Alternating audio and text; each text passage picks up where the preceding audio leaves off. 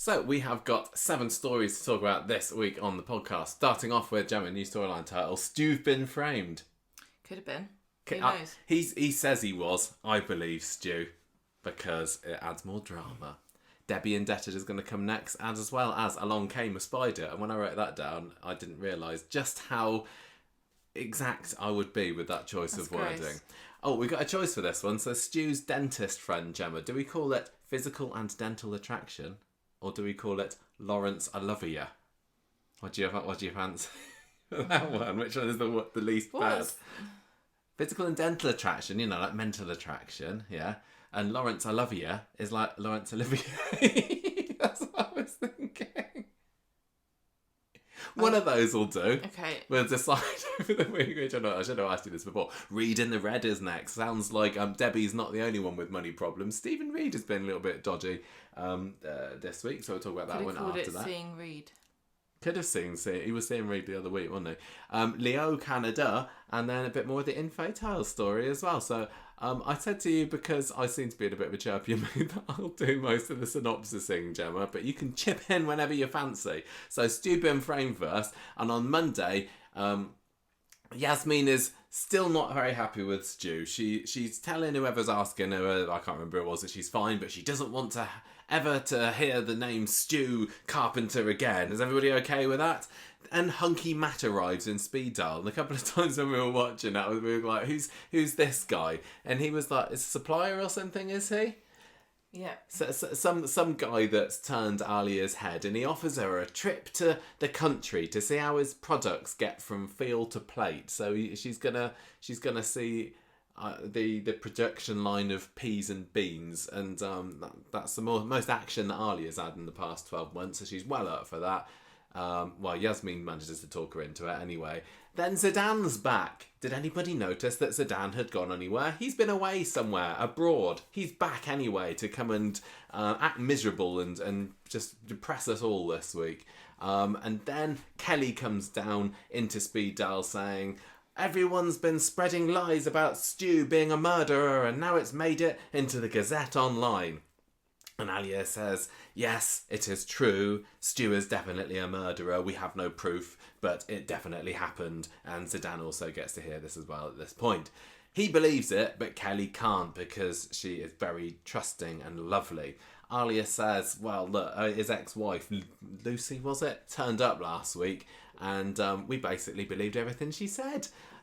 She says that Stu's not the person that we thought he was. Sad. So Kelly shows Ardy the article after that, and I've been feeling really bad for Ardy, because he's still just like the perennial side character, isn't he? He had 2-3 scenes this week, and that's his lot. He sat in front of a computer a few weeks ago, and I don't get why they're not making more use of him, because he's great. I agree. Weird. But he takes her up on the offer to go and do a little bit of location shooting later anyway, so that's all good for him. So they go down this alley somewhere and find a very dodgy looking grey hoodie pair of guys who tell them to do one, and so they turn around and go the other way. I didn't really get what the point of that was. Meanwhile, we have a nice little scene with Eileen and Yasmeen in the street, and Eileen, she was married to a murderer too, so she's got loads in common with Yasmeen, and says, well, I've been reading about what's been said about Stu on the social media. I know what you went through the same sort of thing we're feeling. And Yasmeen says, thanks for your concern, but I don't really want to talk to you about it right now. I'm finding it very difficult to like Yasmeen at the moment. She's just being a real crotchety old cow, isn't she? She's not really endearing herself to many people, I don't think. She's really, really not.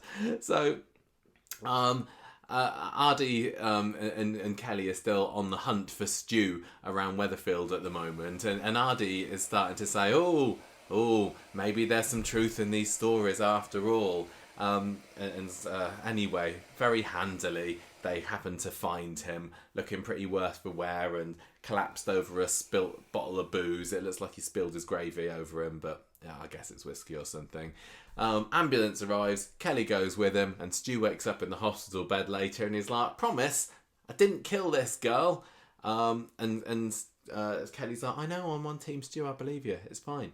So Adi comes to the hospital later, and Kelly says, "Sorry for snapping at you earlier." She snapped at him when he dared to voice his opinions that maybe Stu isn't whiter than white. But anyway, she says she definitely believes Stu served time in prison for something he didn't do. But now, can we convince Yasmeen that? What do you think? No. Kelly goes to speed dial and says, "Yasmeen, give Stu a fair hearing." So we later see Yasmeen coming into the hospital wards to see Stu. And it looks like she's all ready to listen to his side of the story, if he was willing to say it, which he took a very long time to get to the bottom of this week. But anyway, she says, "I am never going to forgive you, Stu, and now you are taking advantage of Kelly by asking her to do your dirty work. I will never be duped by some despicable man again." And so she bogs off. Nice. She said that a lot recently, and she still got duped. She did. She's been saying that for about 2 years now. No wonder she's grumpy about it. She's like, oh, I did it again. Turns out shouting about it doesn't do anything. No, ranting doesn't help in this case. So anyway, Kelly turns up at the hospital bed later, and Stu's taken all this very badly, and he says, "You know what, Kelly? Never liked you anyway." This is like me when I get a bad review on iTunes. Yeah, never liked you anyway. Better off without you. I don't even care anyway. I don't want to do the podcast anymore. You're a nuisance, Kelly, so just bugger off. I don't want to see you again. I don't want to do it anymore. Yeah, I give up. Yeah, that's what he... Just to be clear, it's not why I'm tired. It's hot. Is it hot? It's definitely hot. I just want to explain to people who live in a different country. Just want to listen to all our North Pole listeners. Just want to explain to them. Well, just to explain that perhaps if you live in a country that's used to being hot, you have things that you do. We can't do those things. We cannot put the air conditioning on. We don't have it. Just to explain too, it's still sunny here at like 8:30 at night, so it doesn't get cold until about 2:00 in the morning.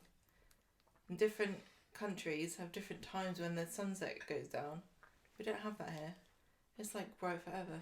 It's really sunny. hot. It's always sunny. You can't escape. It's sun. The sun and the heat is just never ends. You wake up and it's hot. You go to bed and it's hot. You have a nap, it's hot. You sit down, it's hot. You go in the garden, it's hot. You go inside, it's hot. There's no escape. You can never ever leave. It's hot. Forever. But you go up north and it's hot. That's what we're going to find out next week. So we're heading off to Manchester in a few days, and I hear that it is damp, wet, and cold up north. So we're really banking on that. I'm looking at the Manchester weather report like it's pornography. Rain, cold, under 20 degrees. Does it still say that for next week? I don't want to look. I really hope it does. I don't want you to have a miserable time. I can't cope. Anyway, I found my way of best coping with it. I found this amazing drink. Don't even try to pretend, Michael. What? You love this. This is what's driving me mad. I do. No, I enjoy the sunshine, but I don't enjoy you not enjoying the sunshine. Well, good. As long as I can ruin it for you, that's the main thing. You can totally ruin it for me. It's fine. Great. I found a lovely drink from Lidl. It's virgin strawberry daiquiri, and I don't know. You left it in the car for about 6 hours. I did, but I've got some ice cubes in it today. It's very nice. That will cure. Don't judge me on my drink choices, everybody. It's lovely. That was your honeymoon drink. I did drink this on the honeymoon. Yeah, it's lovely, but not the Lidl brand. I assume that Princess Cruises don't have Lidl strawberry daiquiri on their I bet bars. they had whatever was lower, cheaper than that. But the problem with Lidl's is that they only have things for a small amount of time. It's on the aisle. That's like when it's gone, and I bought 2 bottles of it today. I tell you what, I'm obsessed with it. You left them both in the car. I did. Right, Wednesday, back to this. Zidane's getting Yasmeen to put on social media that Stu's gone from the restaurant so that everybody knows, because it turns out that nobody wants to go to Speed Dial anymore. Have Stu. I don't believe this, because it's the only place that anyone ever goes. Alia's... What? I think it's a coincidence. I think that they've seen a downturn in custom because the Platts just keep going to bloody... the bistro all the time. They just literally go there for every meal now. Yeah, but they had our Craigie and Faye go to Speed Dial today, didn't they? So chickpeas. Alia's getting ready to go on this buyer's trip thing with Matt. I don't know what's going on with that. Oh, a buyer's trip? That's what I'm on. Buyer's trip. Is that like a supermarket spree, a trolley dash, a No, buyer's it's when trip? you're against. No, it's when you're against Tim. Just bias against everything he does. Oh, biased trip. For some reason, I think Dan Brocklebank was saying, I've not been in the show enough recently. Can I just be in any old scene? And they're like, yeah, all right then, Dan. Do you want to go and visit Stu in the hospital? No, this was right. What? Because he's like, hello. I don't normally do religious things. Being a bishop or whatever I am, archdeacon. Nobody knows what I do, so I just thought I'd come to the hospital. Usually my job is dishing out Stu, but today my advice is dishing out advice to Stu. And so Stu's like, oh no, not the Godfather again. And he tells him to bugger off as well. But Billy's just trying to persuade him not to be a git, but Stu just can't help it at the moment because life's giving him lemons at the moment. Stu was like, oh, what are you doing here? What do you mean? I'm a vicar. Like, there's not a lot you could do that I wouldn't turn up. In fact, the worse you are, the more kudos I get for coming. Somebody got his job title mixed up. Didn't they say he was the Archbishop or something this week, and they had to be corrected because I don't know what hospital visits are Nobody definitely knows. what archdeacons do. Definitely. Nobody knows. Anyway, Stu is not interested in talking to Billy, especially when he hears that it was Kelly Watt sent him there. Billy's fairly open to listening to Stu's side of the story, but Stu is being irritatingly, stubbornly closed-mouthed about exactly what the circumstances were surrounding this girl's death that he definitely didn't kill. Well, Billy should have opened up a bit more about himself, really. He's like, I've tell you what, Stu, I've been through bad times as well. Oh, you killed a girl. What? Or did you? Yeah. How many kids did you have? Was it more than 2? Listen, mate. I killed Susan Barlow. I definitely did it, so I know how you're feeling. No, does she have an entry on Coropedia? This person you supposedly killed? No. Okay. Did one of the main characters throw you off a cliff? No. What are you doing in hospital? What? Because you're sad. Oh, you're a bit sad because you killed a girl. Oh. Grow up, Stu. Get out of bed and go and do your job. Well, he does end up fairly shaming Stu into going to see Kelly later, but then he's there outside of Victoria Court going, Kelly, where are you? And then Todd rocks up saying, hello, can I be in the storyline too? You can bugger off, mate. This story is just everybody telling everybody else to do one this week.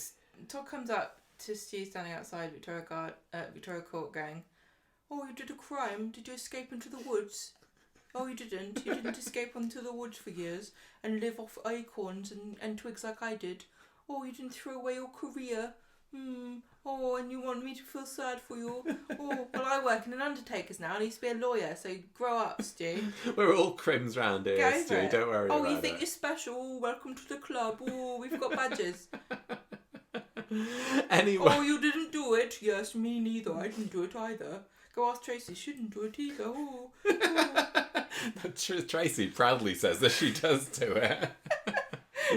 Tracy comes out, it's like, what do you go to prison for? Just get out. Just say 27 years, Stu. Go on, better. Just say they stored the trainers incorrectly. That's how he got out of it.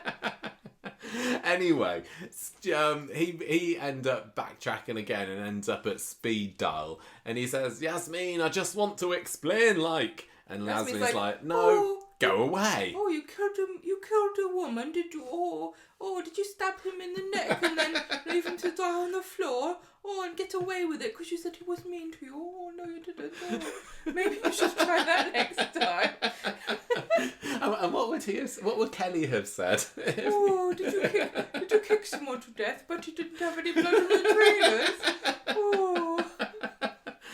Poor Stu. Were you in cahoots with the scion of a publishing company? No, you didn't. Oh, never mind. Oh my gosh.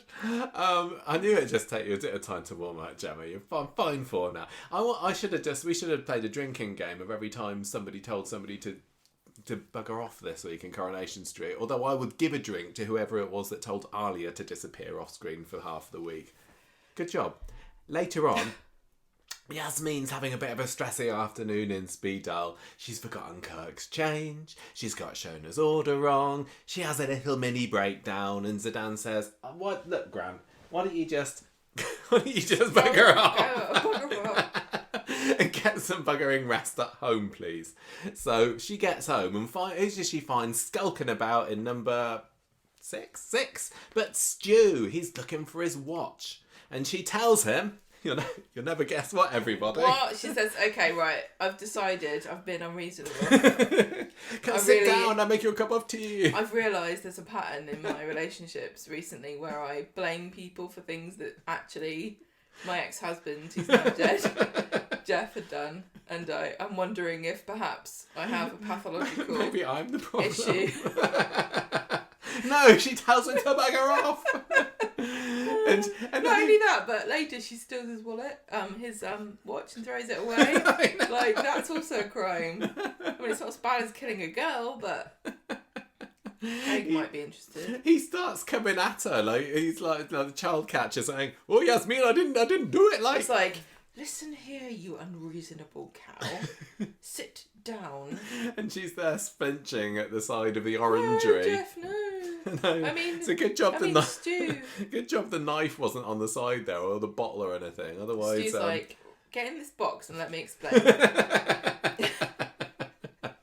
Right, so he says, "Okay, I'm going to tell you everything." Right, it's fairly boring. This story is fairly predictable and boring. Do you want me to explain? Me and this dead waitress, when she was alive, we was having an affair. And then, when they couldn't find the culprit for whoever it was what killed her, they pinned it on me. And also, I was getting mad at Stu here because I thought he was taking advantage of a younger woman. But if this was 27 years ago, presumably he's also aged since then. Yes. So perhaps he was younger. In the mid-90s, he probably perhaps was younger. Perhaps he was 27 years younger when this happened. Could have been. And he might have been a similar age. Yeah, maybe. I can only guess. Anyway, he says, "Oh, I got arrested, and there was a really nasty police officer called Lennox, and he just made me say I did it. So I said I did it." Dirty sandwiches. Oh yeah, he did make me some dirty sandwiches. He made me eat a dirty sandwich and it just made me go crazy, and I said I did it. And then I said, "Actually, no, I didn't do it." And they said, "Well, tough luck, mate. It says on the tape that we've done it, and it's recorded on actual tape. It's not digital. This is the 90s, you know. It's you can't hard evidence. take it back if you ate the sandwich, and you ate the sandwich. No takesy backsies, Stu. You're going to jail for 27 years. And Yasmeen, you know, the very warm, caring, understanding and reasonable woman that she is. She totally is. "You're not getting my sympathy, Stu." And there's no such thing as a wrongful conviction. No, exactly. There's no such thing. Everybody who gets sent to jail definitely deserves it, especially around these parts. And he's like, said, "Look, I spoke to a solicitor eventually, yeah, because this other thing that Lennox wouldn't let him do. He wouldn't let him have a lawyer earlier. But I got one eventually, but he was no good because he was just a young lad." And Yasmeen says, "No, she doesn't. She gets a phone call, doesn't she? And she makes a sneaky phone call to Zidane and then slips it into her pocket so Zidane knows that Stu's there, having a rant at her." In the end, Stu says, they got shot of Detective Lennox. They clearly found out how dodgy he was, but oh well, nothing I can do about it now. I didn't do the crime, but I done my time, and whoever did it is still out there, not having got the punishment they deserved. And Yasmeen didn't get the hint here. What? She's like, she didn't go, "Is there a murder mystery plot? Could I be part of a murder mystery plot? Can we solve the crime?" In the past. She went, "No, get out!" She says, "Go away, I do not believe you." She's just like... You know that this is building up to like so some kind of obnoxiously stubborn. really obvious and easy to solve murder. It was Bridget. It was Lucy. Who else could it be? It was someone else. Maybe she killed herself. Maybe it was Stu. And he's duping us all. That would be the biggest twist of all time. That would be a massive twist. That would be an awesome twist if it was actually Stu. But I fear that's not going to happen. I can't believe you committed a murder and you also ate a dirty sandwich. Anyway, doesn't make any eventually, Zidane gets what Yasmeen's hitting at with a sneaky phone call, and he shows up only with Officer Craigie in tow, so Stu's trembling in his boots. Every at this time point. Officer Craigie turns up, he is just primed and ready to go. And if he leaves the scene without arresting someone, I fear for what will happen to Faye. Well, in the dark, in the night, who knows what he'll do. He hasn't been able to arrest somebody. Craigie tries to get Stu to bugger off, but although everybody else was fairly successful in getting everyone to do one for the whole of the rest of the week, the only one who's Craig is the only person who can't do it. He has the power of like Queen Elizabeth II. It's like, according to her Madge, it's her platitubes this year. You're not going to leave. You should be really sad. Go on, didn't even Stu. convince him. Go on. No. And he's like, well, I'm arresting you then. If I correct, can't make Robin. you leave myself, I'm going to drag you out kicking and screaming. Also, Stu drops his watch on the carpet, and this is why Yasmeen throws it away. What a git. That kind of... Well, she says she's going to throw it away, but I think we're supposed to... That's going to be a little plot point, so don't forget that Stu's watch is at number 6 at the moment. Yeah. Is there some kind of mystery also engraving at the back, like there was on the back of Rick's watch? Don't forget that it's also been put into the rubbish heap next to the video evidence that Jeff collected. Oh, yeah. Threw in the bin. Oh, yeah. Maybe that will get uncovered at the same time. Maybe. So what's the name of this murdered woman? I don't think I read. Has she even got a name? I think she has. I think it's a Sophia or something like that. But I don't know. Somebody what can could tell it me I'm be? wrong. Maybe it's Penelope. I don't know. Maybe the watch is like, to Stu from Penelope, I know you would never kill me, and if I'm found dead, it was almost certainly Bridget that did it. Kiss, kiss, kiss. Maybe she, like, as she was lying dying on the floor, you know how sometimes people write the name of the murderer in blood on the floor? Maybe she scribed it on the back of his watch. He's been on his wrist ever since. Yeah. Anyway, I'm sure that'll come up at some point in the future. Later on, Yasmeen's telling Zidane about Stu's story, and Zidane's like, Stu was set up? No way, I don't believe that. Does he think we were born yesterday? And Yasmeen starts to look like she maybe does believe him actually. I don't relate to any of these people. Do you not? If I knew somebody I knew was a murderer, I'd be thrilled. I'd want to know all the gory details. You'd be like, I won't tell anyone. Right, tell me everything. And then maybe I'd decide after that and shun them forever. But also, equally, I'd do a film. Would you write a book about it? I'd write a book about it. An say, exposé. My Brush with Death, a story about stew. With recipes. Okay, Friday. Zidane's grumpy. Who'd have thought? She's got 2 volumes. I know. She could be the new local crime fiction writer of Weatherfield, couldn't she? I'd rather read a book by Yasmeen than I would by Mrs. Hinch. I'll tell you that for nothing. 10 steps to avoid being murdered by your boyfriend/husband. Zidane is pretty miffed on Friday because they're not throwing the book at Stu apparently, and he also admits to Craig that actually he did kind of like him. Well, you could have fooled me, Zidane. I don't know how you can tell whether Zidane ever likes anything because he's never cracked a smile, does he? Everyone. He's slightly less grumpy to the people that he finds endearing. I don't know. It's like Eeyore. Anyway, speaking of, I'm trying to think of a segue here. Speaking of Elaine. Speaking of people are grumpy about, Elaine comes in. Yes, that's right. She has still not left the programme. And she's still wearing a peach coat. It's 30 degrees outside. Elaine, what's wrong with you? It seems like the heat wave has not reached Weatherfield, just like the last time. Who'd have thought? It's all those tall buildings in Victoria Street. It shields everybody from it. No, it doesn't. That doesn't work. You need more trees. Well, there's one outside the salon. Elaine comes. What's going on with the salon? It's Audrey said. Well, think of all the people that live around there going, oh, good, Audrey's is open again. I can get my hair cut for the first time in 3 years. No. Okay, so Elaine comes into speed dial to see how Yasmeen's doing because you heard all about the Yasmeen, I heard your boyfriend's a murderer. Again. We know, Elaine, we know you're just fishing for gossip. Yasmeen says, I'm fine, honestly, but it's given me food for thought. There must be lots of you abused women out there.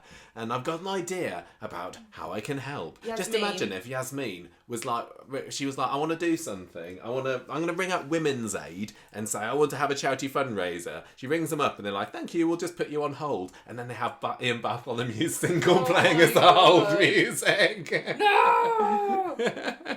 I also just want to say to her... What? Your experiences aren't typical, Yasmeen. She's like, this seems really strange. I'm an average woman. Is this the sort of thing that happens to everyone? Is this why Heat magazine is so popular? First of all, I get cheated on, then I get abused, and now I'm going out with a murderer. No, Yasmeen, you don't need to form a support group. You need to sell your story to OK magazine for £250.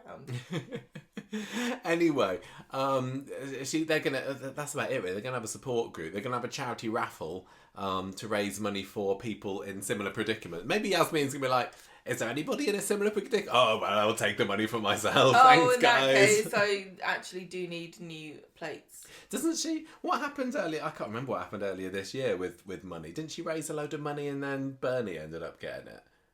Oh, I can't remember what happened with that now. I think we're supposed to have forgotten about that. It's a sort of similar thing though, isn't it? It's like Bernie's daughter's kid was in the attic all along. Yeah. And Yasmeen is just like got bad taste in men, but you can't really help that. It's not charity. No. The bad taste in men charity. Every woman on Coronation Street should be getting a payout from that one. It kind of peters out towards the end of the episode and gets mixed up with Stephen's stuff, which we're going to come to later. But anyway, Craig tells Yasmeen, I've done a bit of research, and I probably shouldn't tell you this, but yeah, it turns out, don't tell anyone yet, that Lennox was kicked off the force, and he says he was framed. Oh, no, I don't believe him. That's what everybody says. And they can't both be framed. And Zidane seems interested in this. So, yeah. Oh, God, yes. If Zidane solves the case... Is that going to make him crack a smile? No. Like, you go. He didn't do it. He's right. Gran. Now kiss. Innit? Gross. And I just didn't know who to get frustrated with more in this storyline this week. I think it was Stu. The amount of times he was like, no, wait, let me explain. Well, he wasn't even saying, let me explain. I was saying, I don't think he was anyway. I was saying, bloody hell, Stu, tell them what happened. All Stu was saying was, I was set up. I didn't do it. It wasn't me. I know what happened. But he didn't take the next step until midway through Wednesday's episode to actually say what happened. Literally. Why wasn't Kelly a little bit more inquisitive when she was at the hospital? Wow, if he killed someone, that never happens. You never get accused of killing somebody and you didn't do it. So. She had blind faith in this hobo that she picked up off the street. That makes me... No. When he wouldn't even tell her what happened other than, I didn't do it. Well, it's these murderers stick together, don't they? She's like, yeah, you didn't do it. I didn't do it. Wink, I didn't kill Seb. That's right. We didn't do it, did we? We were framed. Yeah. She's just like, yeah. And then she turns to the camera and goes, he did it. Definitely did it. Yeah, no, I was just waiting for all of Monday's episode for him to just say, so this is what happened. If I was being accused of murder... And I was saying, yeah, I confessed, but I didn't do it. Why does it take him so long to say, and this is why I confessed? I get more defensive when I get accused of not emptying the dishwasher when I'm supposed to. Why on earth was he being so cagey about this? And you're right, it wasn't exactly a juicy story, was it? It was just a nasty policeman. Or policeman made me eat a dirty sandwich and then he said I did it and I agreed with him. Social pressure. Yeah. I have to just say, this does actually happen. It does happen. It does happen. Sorry to anybody listening who have been framed. Yeah, I'm really sorry if you've been accused of murder. Sorry if you've had a dirty sandwich. Sorry about that. But this does actually happen more than people like to think, and that's why you can't really trust confessions, because a lot of the time, well, not a lot of the time, but you really can't trust them, because especially back in the old days.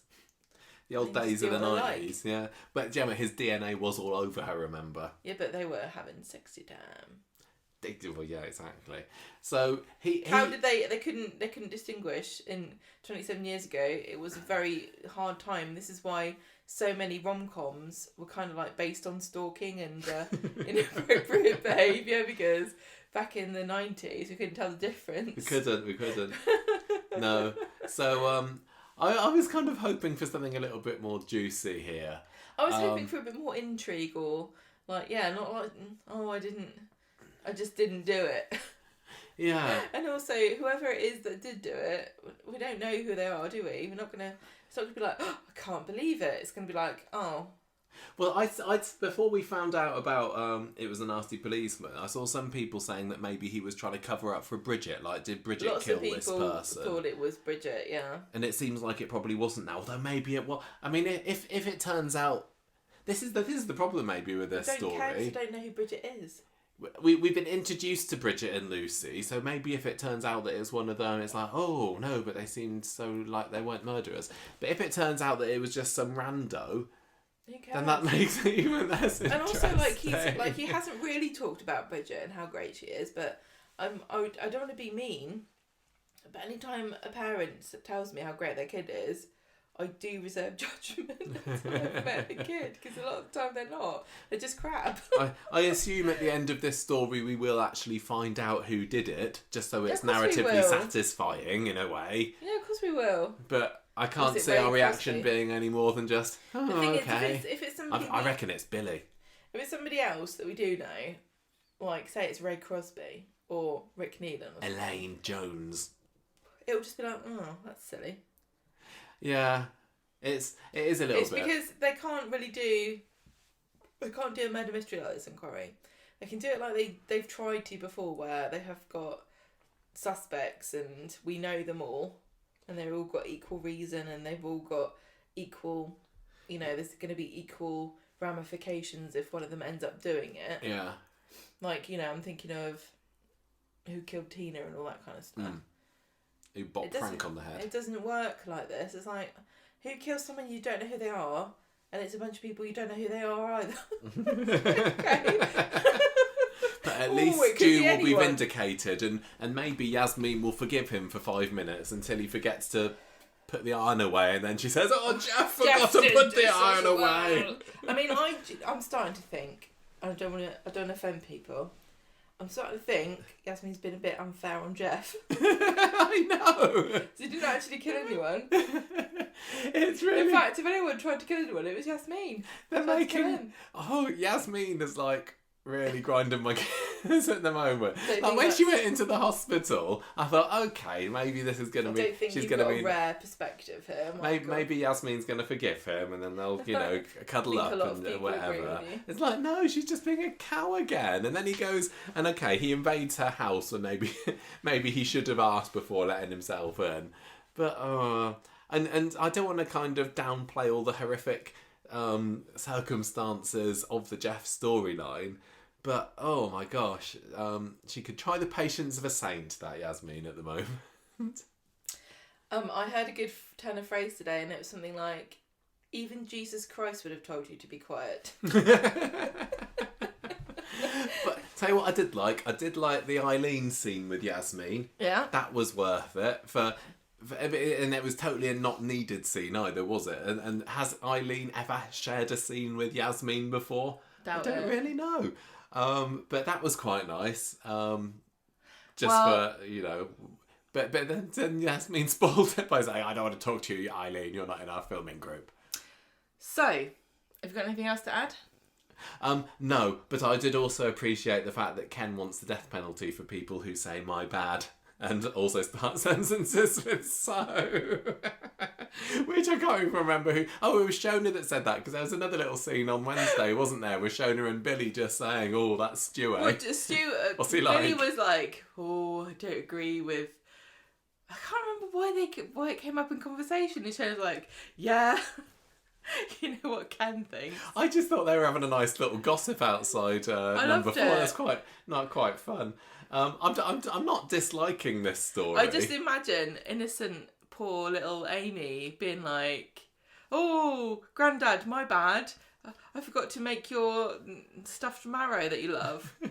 So, do you want it now? And he's like, die. Ken blows a gasket.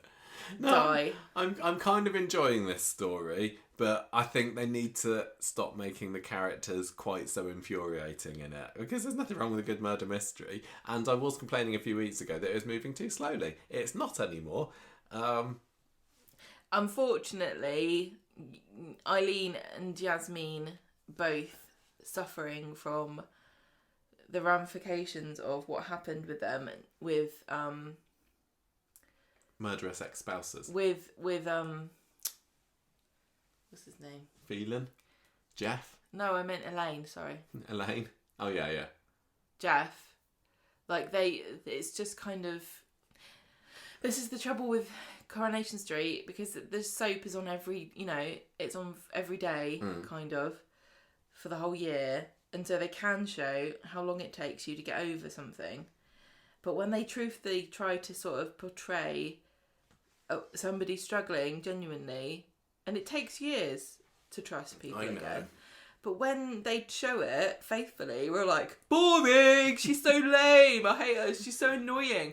But like, when they don't show that, we're like, oh, she got over that quick, didn't she? Look, Yasmeen just needs to take a lesson out of Eileen's book and not appear in a story Just for don't about be in 2 it. years.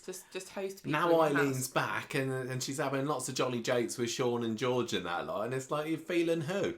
Exactly. She was actually married to a murderer. Jeff wasn't so bad. Jeff was just trifling. Debbie indebted story now? Right, I'm going to move on to this. I'm doing the synopsis in with my voice. This was the big story last week, and it's all kind of got tied up neatly in a bow almost by the end of this week's episode. Almost like there was no point. Ronnie comes into the bistro on Monday morning to say, sorry, Debbie, and she accepts that and appreciates it and everything, and they agree that they're going to be friends, but she's kind of looking hopeful that they can get back together as a couple. Spoiler alert, by the end of the week, they do. She doesn't like crimes. Then Leanne comes in, who's also a massive cow this week, isn't she? She clearly does not believe that Ray was the one behind the break-in. Remember, this was the story, wasn't it? That Ray and his cronies convinced Ryan to do the breaking in. She's like, I'm the only one who does crimes against. Ray does crimes against. No one else. I'm the only important one. And Debbie says, well, you never know, Leanne. It might have been Ray. Or maybe it was Harvey.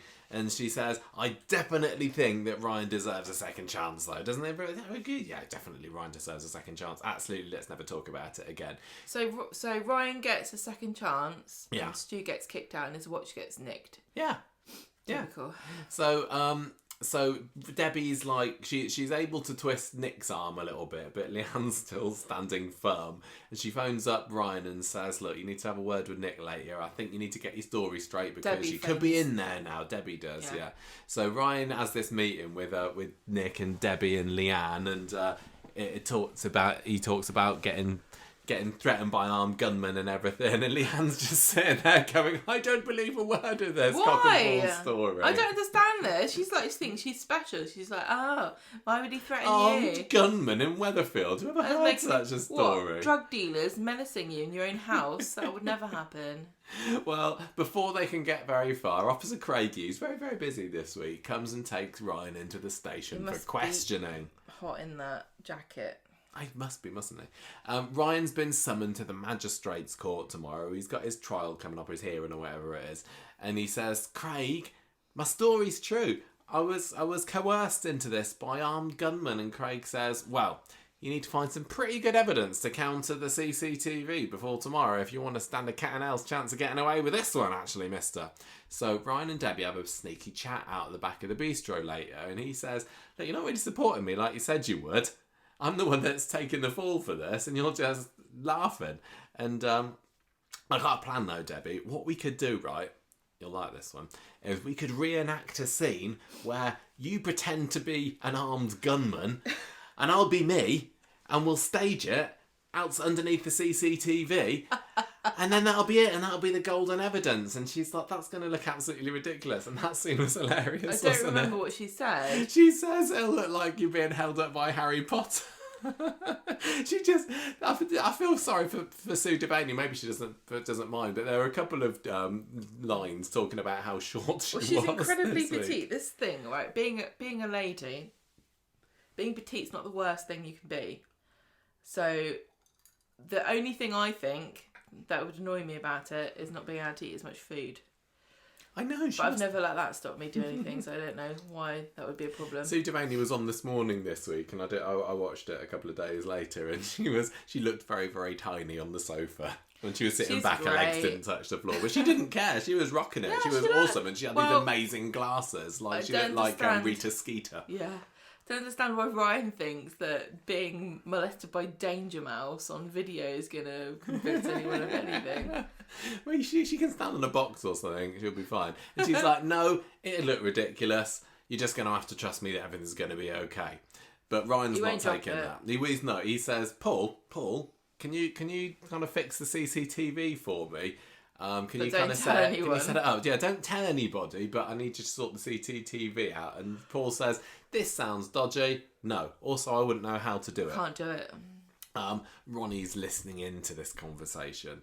So Ryan's there later, balancing Ozzy on a bin or a crate or something, with a screwdriver in one hand, his phone on YouTube on the other hand, trying to teach himself how to fiddle this CCTV camera so he can film himself being held up. Can I ask you if this is the same YouTube channel that does DIY tutorials that Craig used to remove a piece of evidence from a U-bend? Yes, also probably the same one that was it Paul used when he was trying to fix Daniel's sink last year? Yeah, but that wasn't to commit crimes. This is like a DIY crime channel. Yeah. Hi guys, welcome to my DIY crime channel. If you want to commit some crimes, don't forget to click subscribe and ding that bell. Right, we've got this week's CCTV crimes. But before I get to how to rob a bistro, and a quick word from our sponsors, Surfshark. Do you want to do dodgy stuff in the dark web without anybody finding out? Do you want to buy cheap drugs? Do you want to watch Netflix from France? Are you having problems in the bedroom and you want to look up naughtyvideos.com without your wife finding out? No, what is it? Naughty Videos 101. Yeah. They have erotic short stories. Anyway, it doesn't go so well for Ryan. You know, he ends up falling off his crate, and then you should have gone to the DIY how to climb up a crate channel. Yeah. Debbie comes and finds him later, and he kind of... Wasn't it Debbie or was it Ryan? Ronnie, I think it was Ronnie. Ronnie comes up and Ryan tells him he's up to his neck with it, basically, and Ronnie says, you're never going to get away with this. You need to take your punishment like a man. And all throughout these scenes... Is there a YouTube channel for that? What? How to take your punishment like Probably. Or do you have to pay an extra subscription? Yeah. These scenes were annoying me as I was watching them because they were clearly being filmed in the alley opposite speed dial one day. And when they first had the scenes of him... What? No. Not the point. No, because it was supposed to be outside the bistro. You said it was nearly outside the bistro, you just said. No, outside speed dial, I said. So when they first showed Ryan fiddling around, tinkering about with the CCTV camera, I was like, oh, this is interesting. They're showing around the back of the bistro. I wonder how they've knocked this out. Maybe he's going to be like, it can't have been me. This is Villain's Alley. It can't have been me because I was robbing speed dial at the time. Yeah, so all of those scenes then, I was just thinking... This is in Victoria Street. This is not outside the back of the bistro. Well, they need to get more dodgy alleys in Coronation Street because there's lots of nefarious shenanigans that go on, and there's got to be more than one place to do it. You've only ruined it for yourself. I've ruined it for myself and for everybody now. Sorry about that, everybody. So, Wednesday, Ryan's going to go for his court appearance. Is that our 10-year anniversary slogan? What? Conversation Street, ruining the show for 10 years. Yeah. Yeah, making fun of your favourite soap for a decade. At least 10 years. Since 2012. Ronnie wishes Ryan luck, so does Debbie, although she can't come along to support him because she's far too busy at the bistro. I can't come to that filming block, sorry. Well, Ryan barely turns up himself. We see a scene of him getting ready to go into court. This was the sort of thing where I think... You know, this is the sort of thing where you find out afterwards what happened and you think, oh, they could have filmed that. And then when they film, you're like... Why'd they film this? Yeah, I know. Well, they showed him kind of standing up and and the judge saying, you were coerced by people linked to Ray Crosby, were you? And he's like, yeah, I was. I but was. They didn't actually show his sentencing, did they? Also, they just talked about it later, and he's got community service. Correct. Like, I don't. You guys know. I don't know how any of this works. But it feels a bit like you can't just go to court and be like, it wasn't me, Ray Crosby did it to me. And they're like, all right, well, he is a crim, so probably was him. I think that Stu should have tried that excuse 27 years ago. Just go in and be like, oh, I was going to do it, but then Stu came along and he was murdering a girl and I couldn't do it anymore. No, Stu should have just said, Ray told me to murder the waitress. Oh, right, community service. I was going to do it, but then Tracy Barlow popped out and I was scared. All right, okay, you get away with it then. Well, I thought that this scene where they didn't show this, it was a little bit like later in the week or some point in the week, we also had the tale of Glenda and Mary going to the dentist to try and pretend to be Hunky Lawrence's European sister, and they didn't show any of that. And Corrie has a habit sometimes, don't they, of telling us about all these amazing adventures the characters are going on, like being sentenced, and they're not actually showing it. Or the protests today, like, oh no, when we've heard about all these protests that Spider's been going on since he's been back, and we've only seen the one that happened to take place on Victoria Street. Let's see very him. Convenient. Is a challenge. Let's see him go to centre of Manchester. Yeah. Piccadilly Gardens. Yeah. 2:00 in the morning. Yeah. That McDonald's, watch Bob Dodgy. Stand in front of that and start protesting about eating meat. That's what happens to him. They should get out there and film it. Anyway, I wonder. Ryan gets community service, hurrah, which we probably won't see any of. Ryan's down in the dumps about his life. Could things get any worse? Yeah. Debbie's quite pleased to hear how it all turned out, because it looks like she's got away with this scot-free. What community service is he doing? I know what it's going to be. It's going to end up being he has to put the curry in the bag for the reduce, recycle, food waste initiative. Oh yeah, probably. And he works there anyway, so who cares? Debbie... Do you think Yasmeen's like, oh, sorry, Ryan, you don't get paid for this hour. It's community service. Ryan gets told by Debbie later that the insurers aren't paying out, but there is good news. What? I'm offering you a head waiter's position at the bistro, and he thinks this sounds utterly ridiculous. But I'm this a DJ. guy who robbed her is now being invited to be a head waiter at a bistro. Isn't that going to look a little bit sus? What will Nick and Leanne say? His skills are in music. I know. Well, maybe you can do two at once. Do you want some wine? Do you want a basket of bread? That's what we think DJs do. So that shows you the last time that we went out to a discotheque. You've never been to one. Anyway, Debbie says, stuff Nick and Leanne, just stick to your story. Tar very much just saving my skin.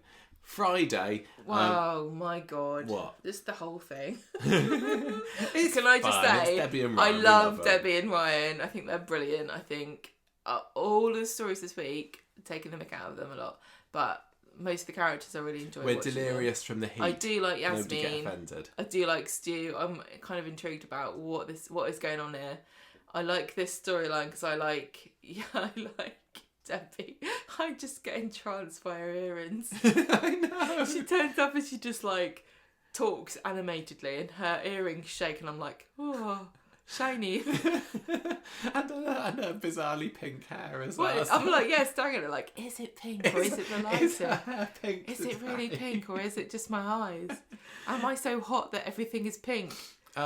So Ryan pennies up on Friday morning for his first shift at the bistro. Still worried a little bit what Nick and Leanne will say, and yep, they are not happy when they rock up. Leanne's never happy, and Nick, I don't think he can smile since he had an accident. Nick didn't have a whole lot to say in today's episode. It was mostly Leanne that wouldn't let anyone else get a word in edgeways. Good for her. Ryan says, well, you know, Debbie owed me. Let's no, what was it? Don't know. I owe Debbie. Let's go into the back of the bistro. Look at this earring. I don't care anymore. Let's go into the back of the bistro and we'll talk about it without everybody listening in. So they do, and Debbie tells Nick and Leanne everything basically. She's like, look, she tells them the whole of the storyline. This sounds implausible, But you know what things are like around here. I challenge you to find a story. It was a really exciting episode, that I makes promise. sense this week. Well, Leanne can't believe how ridiculous this whole thing sounds. Nick says, "Oh, it's over for you. I'm calling the cops." And Debbie says, "No, look, I ain't got any money. I'm completely stony broke, mate. Please keep quiet so that we can work our way out of this hole that we've found ourselves in." She's now talking about herself in plural because she's the queen of the street, of course. Love her. And lovely, gracious Leanne is very magnanimous and says, Wonder why? "All right then." She's like, you know what? I thought about it a bit more. And it's like, "Oh yeah, I was a dodgy restaurateur back in the day. At least she didn't burn it down." Remember Valandros everywhere?" And Nick Exposition here says, "What? Valandros? The Italian restaurant that you have with Paul Clayton? Remember that, everybody at home? If you don't remember it, don't worry. They So burnt we're going it to down." explain it to you. I can't actually remember much about it, but they did burn it down, didn't they? They'll explain it to you. She's like, oh, I did fraud once. I know what it's like. I did fraud once and I know what it's like. The last thing you need is two busybodies sticking their neb in. So we'll just let it be, okay? Best thing about Valandros on our little recent rewatch, Luigi. Oh, I love Luigi.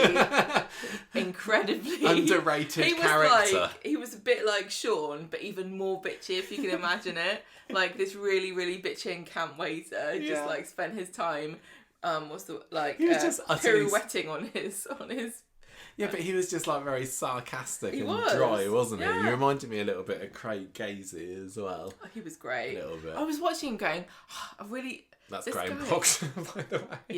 Yeah. I thought he'd been in more things, but I think he just made such an impression on me both times I've seen him that I just love him so much, and he's hardly in it. Yeah. Anyway, so Leanne was proper dodgy back in the day. Yeah, well, she still is really. She still is a little bit. She's doing drug dealing last year. I'm gonna let Debbie kind of work her way out of this hole. She says, and we don't want the bistro taken off us either, do we? Which is Sell some that earrings. kind of happens when people do insurance fraud. So end of the day, all gone lovely for Ryan, swimmingly, and Ronnie comes in and has a nice little sit with. Debbie had a cry, didn't she? Did you see? She had a bit of a tears in her eyes moment because she's decided that she's going to offload some of her assets, which kind of means sell everywhere that really isn't Chariot annoyed Square me, in the bistro. She said something like, "Oh, maybe She just think about stocks, and I'm thinking, hang on a minute. Excuse me, love. Are you telling me you want me to feel sorry for you and you have stocks? You're invested. You have money that you've invested in stocks which aren't real." Well, she's... This is like very much, I don't know how the fuel crisis is going to affect me this winter. Yeah, me too. Yeah, my castle's going to be so drafty. Hang on a minute. No. I'm sorry. Totally. Well, anyway, she's gonna figure it out, basically. And Ronnie says, "I'm really proud of you, Chuck. And you're not on your own, you got me." And then they have a snog. And then he gets really into it. He does. He's like, get his hands right in there. Hang on, this isn't her office. This is just in the middle of the... I know. I'm trying to eat my living... I know. Can you imagine going out for dinner and you're just sitting there happily having enjoying my your hot pot calzone here. or What are you whatever, and then doing? you see the restaurant owner just necking some buff guy in the booth next to you. Yeah, and I'm like... Excuse me. Where's her earrings from? I'm surprised he didn't grab hold of her one earring on each hand and say, "Come here, you," and use them to pull him towards her. Maybe that's what they're for. Anyway, that was what went on in that story. I was a bit disappointed that I was expecting to see Ryan in jail or something. Consequences. I thought there might be some sort of consequences because he did do a robbing. I know, it's like the court was like, "What did you do? Where's the money? You don't know. Okay. What did you do it for? And bad man made you do it." I know. If anyone gets arrested for anything, you've got to Bad remember that man. excuse because it's clearly worked. An older boy came and told me to do it. Yeah. Well, it wasn't. Ray himself is in prison at the Right, moment. Ray's in isn't prison, he? like, penning Ray's this on me now, associates. are you? What the hell? Well, They we didn't could even ask him as well. I was like, where... We could have wheeled Ray in. We could have know. got Mr. Mark Frost They could back have got into him the in. show. They could have got him in, Saying, like... "Hey, I didn't know anything to do with it, mate." It could have been like Silence of the Lambs where he gets wheeled in with a mask on, like strapped to something going... Ray Crosby, did you do this? Clarice, I can't. Sorry, we can't understand a word of it. Put him back in the cell. Yeah. Anyway, I don't mind because it was kind of a fun story, and I didn't want either. I didn't want Ryan or Debbie to go to jail. This is what you call a caper. It was a proper caper. Well, not like a caper back in the 70s. A caper in the 70s would be they've accidentally watered down the whiskey at the Rovers, and and Alf, Eddie, and that have to drink it all down and get plastered before Annie Walker finds out. No, this was in 2022. A caper is involves going to court. Yeah, and getting caught on CCTV robbing a safe. But oh well, all's well that ends well here. And nobody has to give any money back or anything. Yeah, it totally ends up with nothing, no resolution here whatsoever. Like, Debbie's like, oh, no, think about it. I could have just done a bit more paperwork. I could have just sat in the booth with my pen and looked at bits of paper a bit longer, and maybe I would have found a solution. Yeah, it takes this happening to you to realise that you could actually just come up with a more legal way. I know what I'm going to do. I'm going to sell some of my stocks. She's like, oh yeah, remember, I've got that hard drive full of bitcoins. Maybe I'll sell that. Well, I'll tell you what, something's still not sold, Gemma. Aggie. And we hadn't seen hide nor hair of her this week. She's going to be on the warpath next week saying, oh, excuse me, lady, you still owe me. I don't even remember how much Debbie still owes Aggie, but yeah, Debbie will probably just find it down the back of the sofa or saying, here you go, here's another 10 grand, love. And that'll be the end of that. But didn't Leanne take money? Didn't Leanne take money out the till at the business for Toyah's defence fund to the tune of 5 grand? No, I thought that Toyah took it out of the safe. Leanne knows that £5,000 out of the business has been taken, right? Yes. I can't remember what's happened with that. She's like, oh no, 5 grand is gone. Debbie did it, wasn't me. Oh, Debbie, you're bad. You're such a bad lady. You can't pay it back. I don't remember what's happened with that. Also, like, Ryan's like, didn't Ryan at one point say something like, oh, my mum can't find out about this? And I'm thinking, she'd be so proud. Michelle's abroad, we found out this week. What does that mean? So anybody worried about Michelle rocking up to say, excuse me, missus, she's not coming back. That's what they say about witches in general. What? They're abroad. Like that. She could be round the corner. That just means she's up to witchy business. It doesn't mean she's on holiday. I think she is. What do you reckon, Gemma, about this potential theory going around that Ryan and Debbie are going to be the next hot thing? No. Because it was brought up in the show.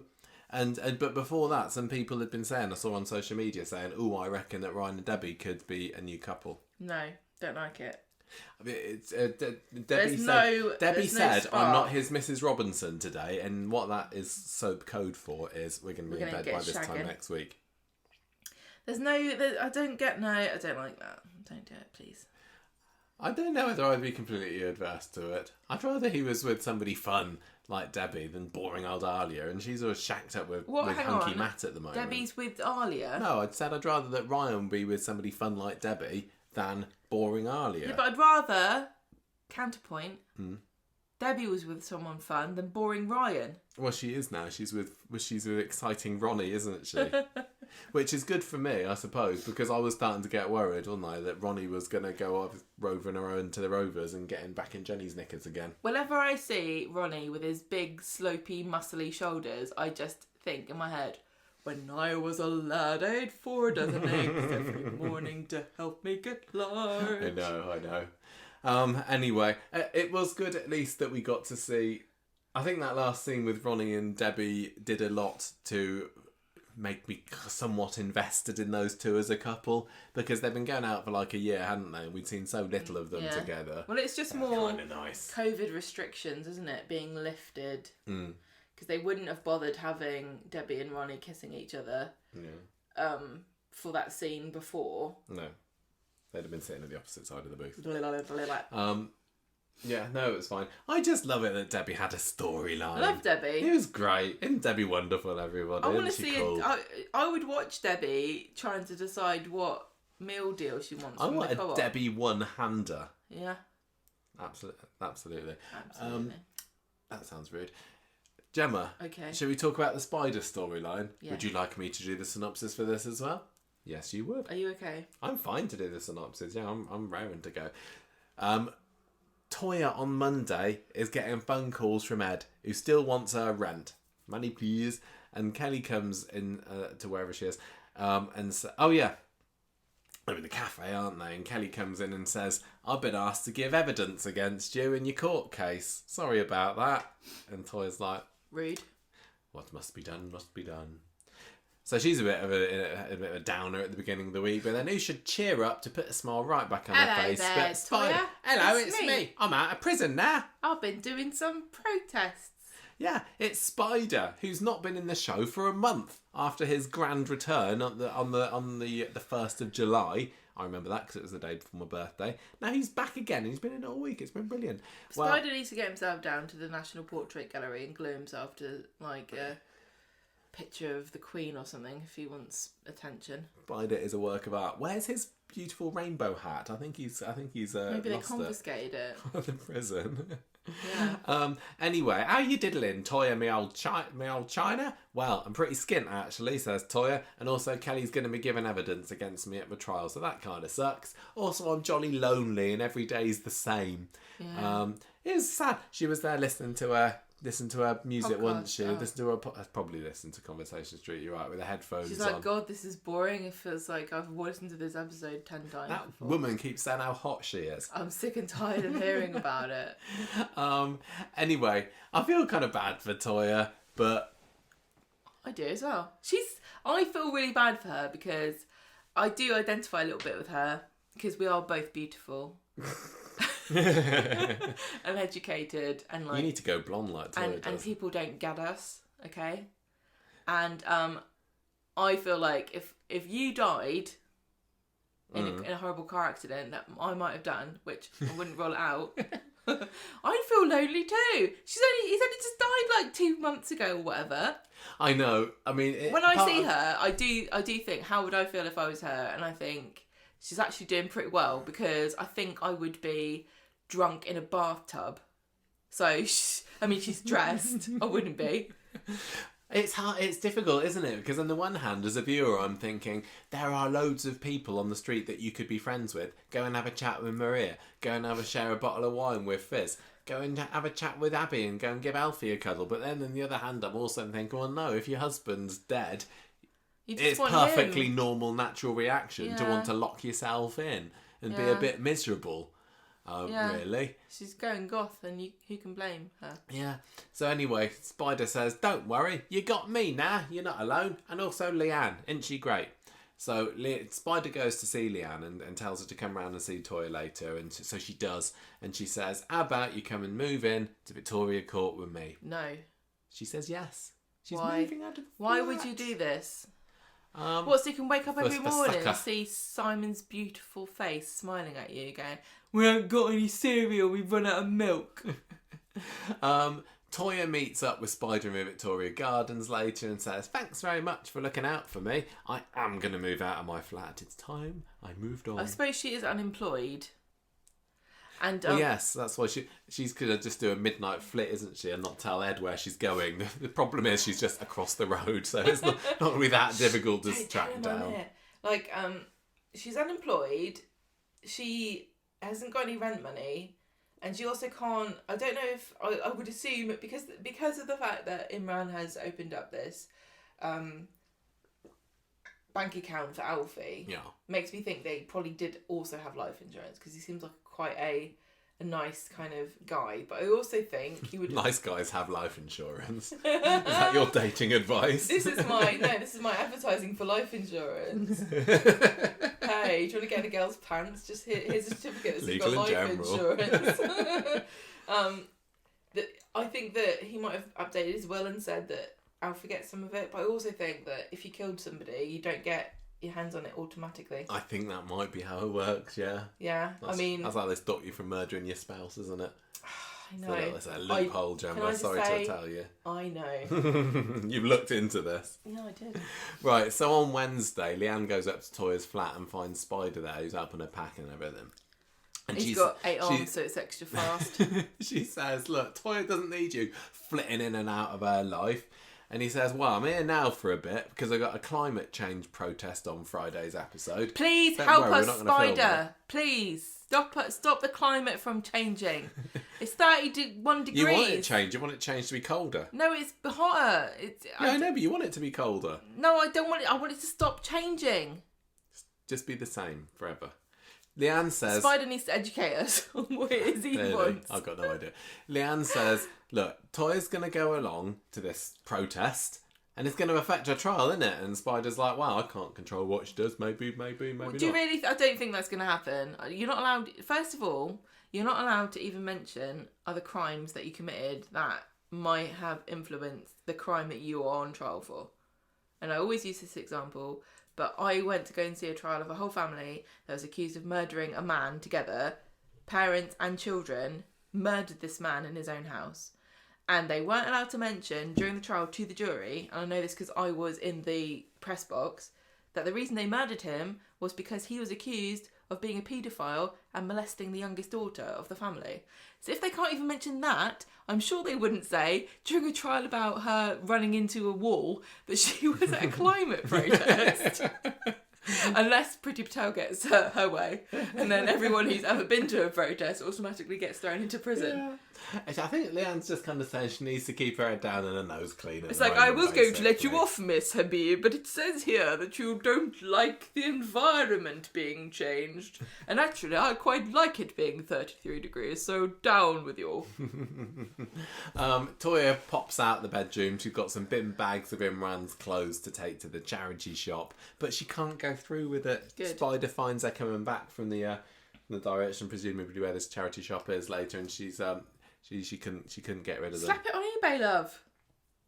What, and say as worn by Imran off As Corrie? well, yeah, he's like one of the 50 main quid characters. for the purple shirt. You think you left it a bit too long though. You should have done it right at peak Imran. Yeah.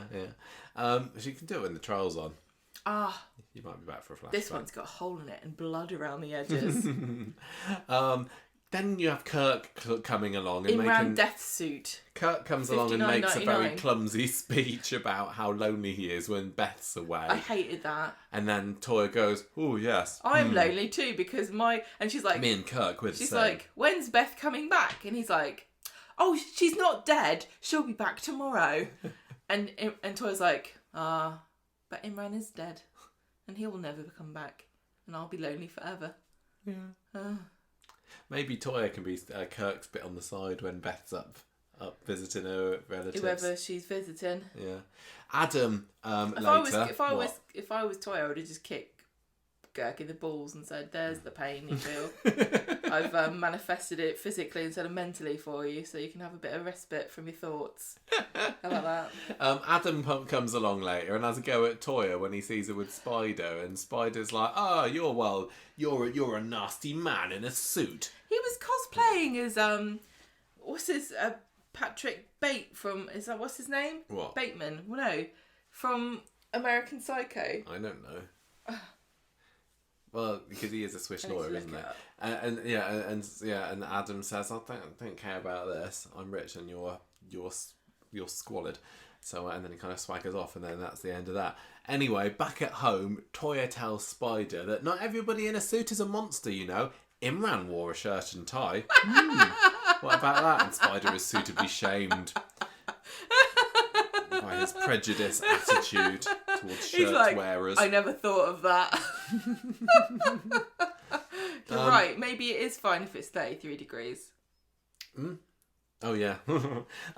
So then this is when Toyah finds out about this savings account that Alfie that Imran set up for him, and he's still there secretly. And Spider says, I can give you some time alone if you like. And she says, yes, please, bugger off. If I was there, I'd be like, how do I get my hands on this money? No, Toyah is honourable. She was really nice. She was way nicer than me. I'd be like, I need this money for my defence fund for murdering him. How can I get hold of it? Well, yeah, because she's doing some tidying on Friday's episode, isn't she? And she sees this letter again and is like, I have honourable deeds that must be done. I do want to know, like, I know Imran's cool and he's a great guy and everything, and he was loaded or whatever. He certainly wasn't spending it on rent, was he? So, How much money could he possibly have put into the savings account? I don't know how these things work. Well, it can't be that much money. It's not like he went, oh, just bung it all in now, put 100 grand in there now, and then I won't think about it for the next 20 years. It can't be that much. So if I was Toyah, I'd be like, no one needs to know about this. Can I change my name to Alfie? Also, wouldn't you be in the slightest bit interested, like, can I get this for myself because it was my husband? Like, is it not half mine? And I also am being turfed out of my house because I don't have any money. This is where or am you I and just Toyah stealing differ. from children? Yeah. Stealing from a small You child. actually- yeah. But he doesn't need it. This is Coronation Street. He might not even live to be 5. I'm going to take it. Especially not under Abby's care. Yeah. He'd be lucky if he He's makes going to it be to on his first Australia birthday. next thing you know. So she goes over to number 13 and gives it to Abby, who's pretty chuffed with this, as she would be, getting another little windfall.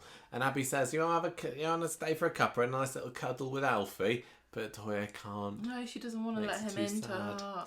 So Abby's looking a bit worried for her by the end of that scene. So she goes to the cafe and has a lovely bit of sympathy from Roy. Nice. Toyah and Roy scene. Lovely. More of that, thank you very much. Roy scene. As Roy is like, yeah, my spouse is dead and all. I Sad, remember innit? when my person died. My I person was Haley. sad, and I remember smelling him all the time. Oh yes, they talk about how much Haley and Imran smell, don't they? They really smell pungently, Mm. and it unlocks memories. And she's like, "Yeah, he used to hog the toilet all the time." And then Shona shows Toyah the Gazette online, and Spider's got himself arrested again after doing this protest. So Talking of brownfield sites. yeah. So what does Toyah do? She goes stomping off to the police station and has a big old rant at the desk sergeant there. I love this. She was like, she's been watching socialist YouTube channels or something. Yeah, Or she remembers. she takes that no you- prisoners, does Toyah, and then by the end of it, she's like, "Oh, sorry, I didn't mean to." Sorry, rant I quite didn't so mean much." to accuse you of upholding the patriarchal values of a society that is presiding over the burning planet that we're all slowly dying on. When's he going to be let out? A couple of hours. Okay, that's all right then. Can I sit and wait for Don't him? know why I now? was bothered, to be honest.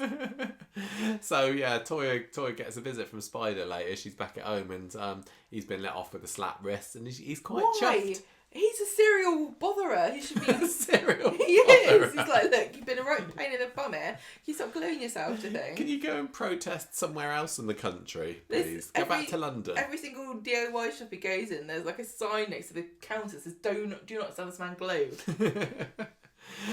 Anyway, so they start having a chat on the sofa, and she's really grateful to have him there, and he's kind of grateful for her. Oh, what? For coming and How rescuing him grateful? from the police station. How grateful? I tell you how grateful. She goes in there for a kiss, No. and he I doesn't don't pull believe away. it. I don't believe it because she loved Imran. She does a test kiss. And then what happens? And then she goes for a test snog, and before long they're horizontal on the sofa. And then what happens?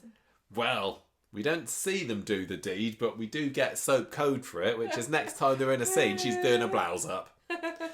And Oh, goodness gracious me. Toyah Habib. Doesn't take long, does it? What a madam. The bed is barely cold. I know. Well, that's probably why they didn't do it on the bed. Oh, that's true. Yeah. Still got a little crevasse. It's got Imran's crevasse on. They did it on the sofa. Gross. But I like. I think it's inappropriate. Very inappropriate.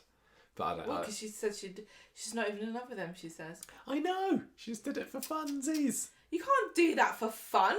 What's she- next? Sex for fun. No, I don't understand. Well, Spider thinks it's all those Christmases I was have come like, at I once. don't care, that was brilliant. And then Toya's streaming with tears, going, "Oh, I just feel ashamed of myself." Bugger off. Oh. So he goes off to the pub. Abby comes a knocking later and finds Toyah scouring the kitchen. That's not a euphemism. No, that is her that's her penance, isn't it? That's what she does to punish herself for bonking Spider. She's going to scour the kitchen, and Abby says, "Fair play to you. I don't think you were cheating on him, She man, tells because him he's what dead." happens, Yeah, she doesn't does. she? She's like, oh, good job you weren't here 5 minutes ago. Well, yeah, because she does seem to leave her flat door open for just Well, anybody also, to waltz when you in. walk past, there's a bloody window there. Oh, yeah, there is, isn't there? Abby probably did come 10 minutes ago. She's like, oh, I'll come back. in a minute. Anyway, yeah. She says, "Oh, you wouldn't have cheated on Imran when he was alive, would you?" So it's fine. It's fine, basically. She's Yeah. like, it's okay if you didn't like him. Toyah says she just wanted to feel something, anything but blank. Well, that explains that. I've been so lonely, been trying to make sense of things. Abby says, look, there's no sense in anything. If you want to bonk Spider, you go for it, girl. I'm not taking advice from you, Abby. You're a mess. So Spider goes to the pub, like I said. He has a nice catch-up chat with Sally, and also Beth sticks her nose in, doesn't she, and starts talking about saving the planet or whatnot. And then Toyah comes in, and he's like, "Oh, well, I better go. I know that I'm not wanted." And she says, "Oh no, come back. Let's have a chat in the booth together. I don't want to lose you as a friend." And he says, "There's no chance of that." And then Leanne comes in and's like, "What are you doing here, Mister? I mean, don't you fall for Spider, Toyah. He's a scrote. He's the dregs of society. He's a dirty hippie. He is. He's a protesting. All he cares swampy about like. is the planet we live on. Yes. And that's all. He's a Maria." Gross. And Toyah says, "Well, you know what? He's a good distraction for the moment. He's a good man and everything." Can you imagine, Toyah? I mean, Maria and Spider, like, in a relationship, like, their foreplay one-upping each other about their plans to how they're going to save the planet.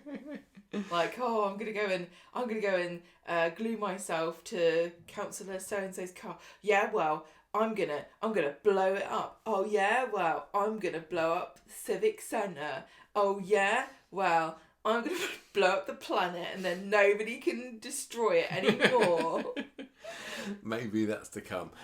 Because Spider is up to dodgy business, What's he isn't up he? to? Well, Toyah said, he's a good man. And then we cut to Spider ducking out of the pub, What? round the corner, Doing what? on the phone to someone, Who? saying, "Oh, couldn't get away till now. I had my phone on silent. I've had a bit of a rough day. I'll tell you what, can't wait to get back." What? A rough day? He's up to something. A rough day? Yeah. What, she not been shaving or what?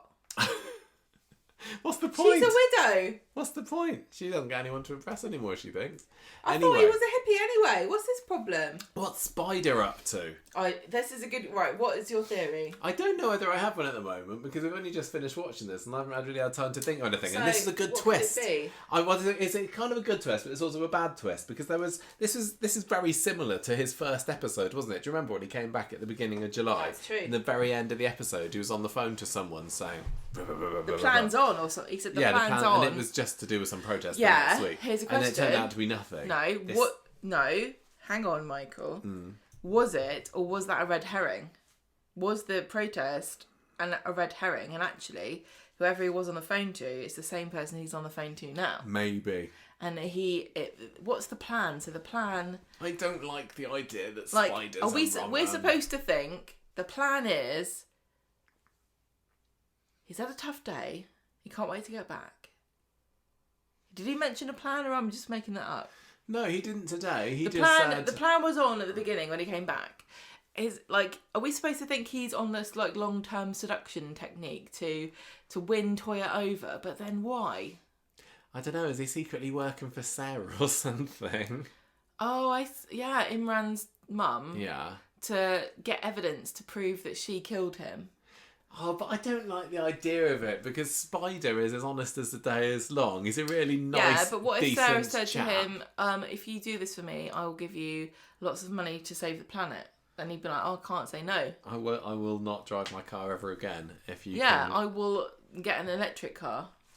I don't know. I don't want to think about it because I hate the idea that Spider is dodgy and is trying to trying to get Toyah. He definitely said something. So they were talking about having kids, weren't they, in the pub? And he said he didn't have any kids. He said he didn't have any kids. He's still got this theory that Elsie is actually Spider's secret daughter. It seems slightly less plausible now as a theory. Yeah, but he wouldn't come out and say something in a pub, like just because somebody asked him outright if he was trying to keep a secret. He's undercover. So he's had a tough day. Can't wait to get back. It seems like he's got a girlfriend already, doesn't it? Like he's got a girlfriend somewhere. Maybe he does. Maybe that's all it is. Maybe it's Log. Do you remember Log Thwaite? Oh yeah. Back in the day. But is he actually... that could be okay. Because he could have a girlfriend, and then he realises that Toyah is actually the one for him. Yeah, but he's shagged around with Toyah now, and she won't forgive him for that. Maybe he is working for the man. Maybe he's an undercover agent provocateur. What's that? Where it's an underwear brand. That's all I know. But it's also somebody that goes in and stirs up trouble in like a group. Where you go in, so there's a riot or something, and you go in and you're like, let's kill all the pigs, and then you like push over a barrel, and then everyone goes, yes, let's do that, and then you've stirred them up. Okay, maybe. Or, I mean, I'm just kind of clinging on to the fact that when he finished his phone call at the end of today's episode, he looked sad about it. He was like, leant his head back against the wall and was like, oh, what am I doing? Maybe he's not really a vegan. Maybe. So maybe he works at McDonald's. I'm hoping that he's going to have a change of heart and realise that he and Toyah. Yeah, but a change of heart to what though? Because you're not committing yourself. I don't have any theories about this. I don't know, unless it just seems like it's going to be something related to the trial, but I don't know how it could be. You've got better theories than I do. I don't have anything. Because mine's just like he's got a secret girlfriend. He might do. I don't know. The other thing about the end of tonight's episode, did anybody else think that the final scene of the episode where he goes walking across Rosamond Street lasted too long? Because he kind of gets up from the wall and then there's a really wide shot, isn't there, of the street, and he's just walking. Unfortunately, when they do things like that, and then it was the credits. It just kind of makes you think, oh, where's he going? Oh, it's significant. They're showing this for too long. It must be something. There must be a clue. He's going to go and buy a bunch of flowers from Traces. Yeah. I don't know. What did you think about the bonking, Gemma? Did you know that was going to happen? Unacceptable. I had seen a spoiler picture of them kissing, but I didn't know it was going to go any further than that. Is she going to get pregnant? Maybe. Oh no, she can't get pregnant. No, that'd be a bit coincidence, wouldn't it? It would be unfair. It would be unfair for women who have fertility problems to have this, but equally, we all have heard stories. We even know people this has happened to, where they had fertility problems, and then they were like, sod it, don't worry about it then. And then it's like, baby time for you. Maybe it was meant to be. I kind of, this is a Fizz Tyrone Phil's kind of situation for me. Can I just say, the thing is about Toyah's fertility issue is that we do not actually know what it is, and I just want to point out also to you that my mum was told that she could not have children. I know. And here I am. Here you are. So there you go. Yes. It depends on what the doctor said. It's child. like, I've just looked up there and, I wouldn't say there's no room at the end. I say there's no in at all. So you can't, or is it something else? Yeah, I can't remember. You know what I mean? No, I don't think we know, which is fair enough because she is fictional. I don't need to know her medical history too much. I was just saying that I like the idea of Toyah and Spider back together. It ticks all the right nostalgic boxes for me, which is why I'm a bit sad that he's maybe a bit dodgy. But it did feel a little bit too soon. But then who am I to say? But if I was in this position, if I was in Imran's position, which is dead, horizontal, and then I found out 6 feet under. Let's say that I just dropped dead now. Don't do that. If I was thinking that you were going to be having a Halloween bonk with an ex, I don't think I'd be too happy with this. I don't think that Imran would be happy knowing that Toyah's doing this. And her only excuse is, I'm feeling a bit lonely. That's not a very good excuse. There are other ways. That was actually brought up, wasn't it? Toyah was saying that people were saying, get a friend, get a dog, get whatever. But you can't shag a dog though. It's not legal.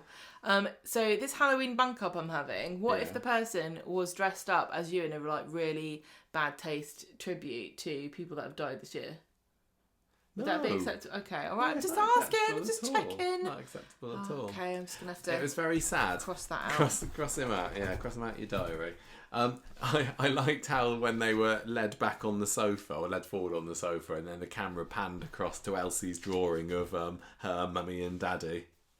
Sad. The little innocent child's drawing, what would Elsie say? She'd be very disappointed. She'd also say, oh no, it looks like that man's hurting Mummy. What's he doing? Stop. I mean, you'd have to explain so many things. Yeah. I wonder who's going to move into the flat next. Anyone else Faye need and Craig. Well, where are they living at the moment? I can't remember. I've drawn on the I know, chair. Gemma's when she was just crossing out her Halloween bunk update. I pressed Scribbled really so hard. hard on the paper I was that now mad. we've got I a had to- biro mark on the chair I had to underneath. cross it Well out. done, Gemma. And I was furious because that was my plan. Doesn't look like that's coming out. We'll always remember. So remember what that Just lick means. your finger and give it a rub. That's right. Well, that's how you get out of it. What you? I'm a bit sad that Toyah has to move out of that place. I don't need her I living don't with understand Leanne. why she's moving in with Leanne, unless it's like, well, we should.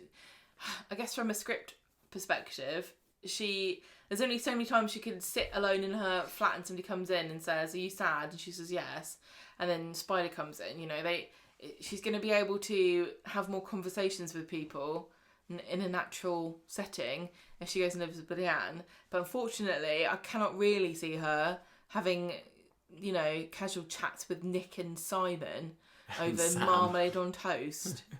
Yeah, I know. And you know, she's a grown woman. She's 40 now. She doesn't need to be living with her flatmates. sister.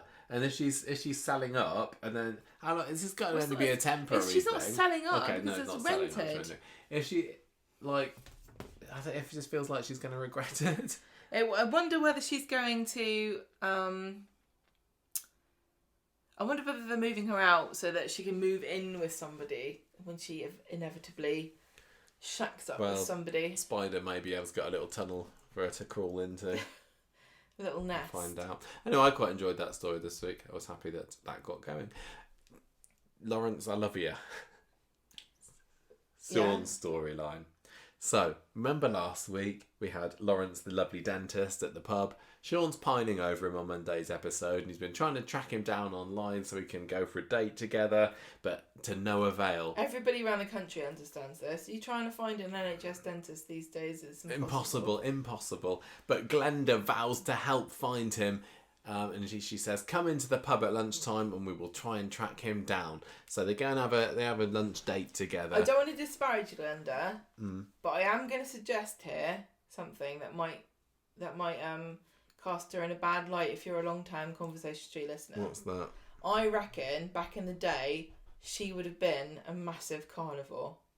Oh yeah, I reckon. She would have been tweeting at us and telling us that we were disrespecting because we made fun of how much Kate and Rana cried. Well, don't you think? She made a comment this week about her having no love life, but she can live vicariously through a pair of gays or something like that. She did said. Feel a bit flippant, but who am I to say? Anyway, Glenda tells Sean at lunchtime that she thinks she's found this dentist. Hooray! He's going to give him a call. Glenda tells Sean that she's managed to wangle him an emergency dental appointment with Lawrence on Wednesday. Just to say, the last time Sean wrangled an emergency appointment so that he could get in with the professional that was offering their services, he took a cat that wasn't his that got put down. Yeah, Betty's cat. I don't know what he's expecting out of this. I think if he'd gone to this appointment, he would have had all his teeth pulled out. Anyway, George says this sounds like a bit of a silly plan. Why don't you just ring this fella and ask him for a date? And she's like, nope, Sean's going ahead with this crazy plan and Glenda's coming with him. But it turns out that Lawrence doesn't work there anymore. And Sean says, this is just a sign that it wasn't meant to be, but Glenda isn't giving up that easily. So on Wednesday's episode, we've got Mary, who's now been roped into help finding this dentist. Sean and Todd think it's a massive waste of time. And this is when Mary suggests that they go to the practice and pretend to be Lawrence's long-lost sister. And so she and Glenda head off to do this crackpot scheme.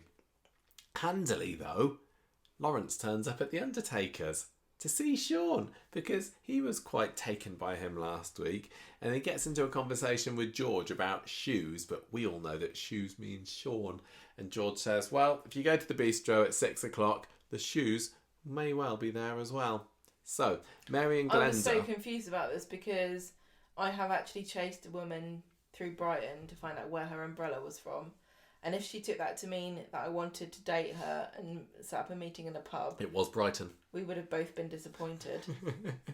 Mary and Glenda come home later having had no success at the dentist, but George comes in and tells them about what happened with Lawrence at the Undertaker's. Hooray! He and Sean can have a date together. So Lawrence turns up at the bistro. Debbie's all ready for him. Meanwhile, Sean is all dressed up nicely in his nice, what is it, a lilac suit or something, but he's all nervous and he wants to bottle it.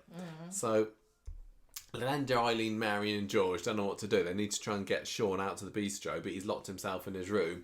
Eileen's all for calling it off, but Glenda's like, no. This is where she says, I'm going to live my love life vicariously through a pair of gay men. So she and Mary go off to try and persuade George again. Not George again, Sean again.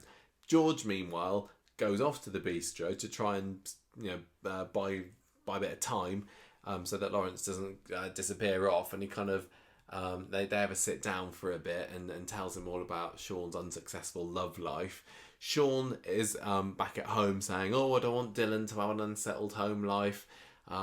This is why I don't want to go through with this date. I need my son who... And Eileen points out, look, Dylan doesn't even live here, but Sean's just coming up with excuses at this point.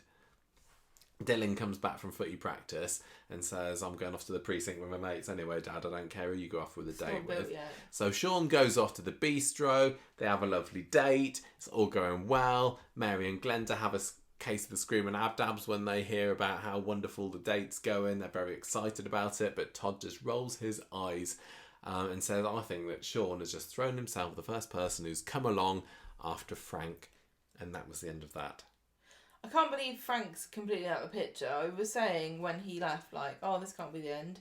It's not narratively satisfying at all. But it is a bit odd because he was kind of built up in my head to be a bit of a bigger character, but he might come back. What did you think of Glenda Week 2? After we had lots of good stuff to say about her on her debut. She definitely felt like she'd been there for a long time. I didn't feel like I was watching a new character. No.